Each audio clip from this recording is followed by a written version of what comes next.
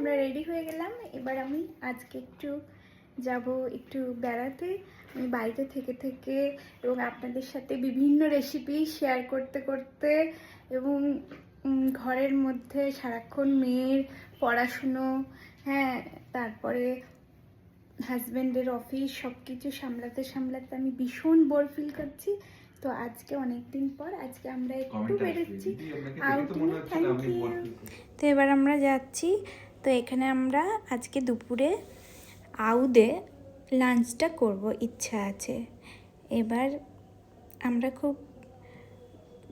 আমরা বুঝতে পারছিলাম না আমরা কোথায় লাঞ্চ করব। তারপর ভাবলাম না, আউদে এখন কাবাব ফেস্টিভ্যাল চলছে, তো যাই গিয়ে আউদে লাঞ্চটা করি। তো আমরা তো আউদ এসে গেছি এবং দেখুন আউদের উল্টো দিকেই, এটা আমরা কালীঘাটের আউদে এসেছি, আর আউদের উল্টো দিকেই একটা বাঙালি রেস্টুরেন্ট হয়েছে, চৌধুরী অ্যান্ড কোম্পানি। এটাও আউদেরই একটা ব্রাঞ্চ। আপনারা যদি মোগলাই পছন্দ না করেন তাহলে আপনারাও এই বাঙালি রেস্টুরেন্টটাই খেতে পারেন। আমি এখনও যাইনি, জানি না কেমন, তবে গেলে অবশ্যই আপনাদের সাথে শেয়ার করব এবং রিভিউ দেব এখানে খাবার কেমন। তো এখন আমরা আউদে ঢুকে গেছি লাঞ্চ করার জন্য। তো এখানে আমরা প্রথমেই যেটা অর্ডার করেছিলাম সেটা হচ্ছে বিহারি মির্চ মুর্গ কাবাব।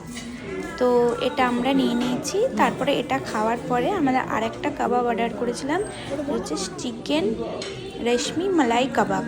তো আমাদের চিকেন রেশমি মালাই কাবাবটাই ভীষণ ভালো লেগেছে দেন বিহারি মুর্গ কাবাবটির চাইতে। তো আমরা আর এক plate mutton special biryani order করেছিলাম।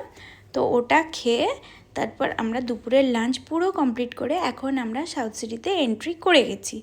তো এখানে দেখো সাউথ সিটির ডেকোরেশনটা বেশ ভালো লাগছে।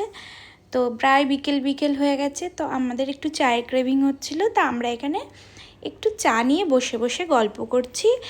তো চাটা এই সময় আমরা বাড়িতেও খাই এবং আমরা মাঝে মধ্যেই চাটা খাই বাড়িতে। তো খুব ভালো লাগছিল, সবাই মিলে একসাথে চাটা খেতে খেতে গল্প করছিলাম এবং চারিদিকে লোকে বেশ কথা বলছিল, বেশ ভালো লাগছিল। আসলে আমরা বাড়িতেই থাকি, তো তাই আমাদের একটুখানি বাইরে বেরোলে এই যে লোকজন কি করে, কি সুন্দর কথা বলছে, টাইম স্পেন্ড করছে, এগুলো বেশ দেখতেও ভালো লাগে।